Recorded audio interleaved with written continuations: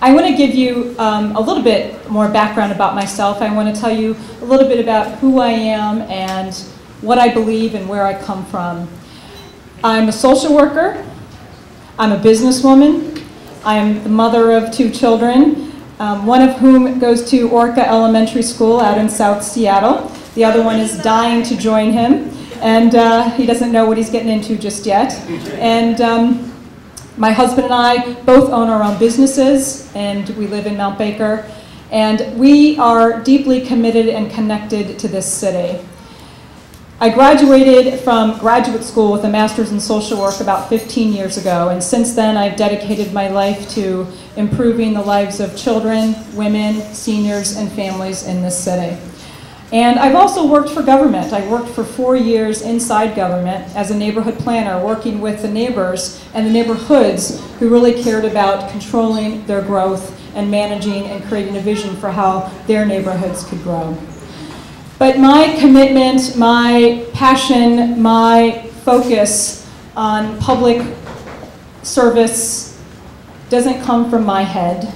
It really comes from my heart. And so I wanted to share a little bit with you about where my commitment comes from and why there is certainly a fire in my belly for change.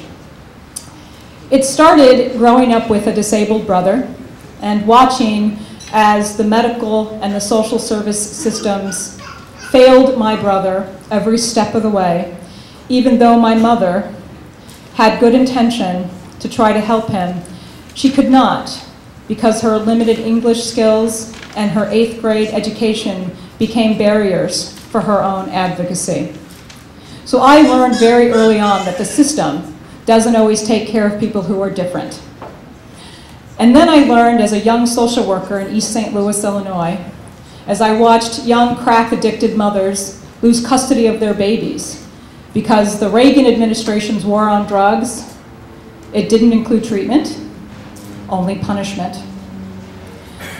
And I've seen the personal impact on Bush's war as my brother, my older brother, prepares for his 3rd tour of fighting in Iraq, just as his wife gave birth to their daughter less than a year ago. And the fire in my belly most recently came out as I watched a young Mexican woman from Casa Latina stand up in a room of 300 people. And with tears in her eyes, she defended her dignity by saying the words, "I am not trash." And so for me, my deep conviction is that weak leadership serves no one. And in fact, it hurts many.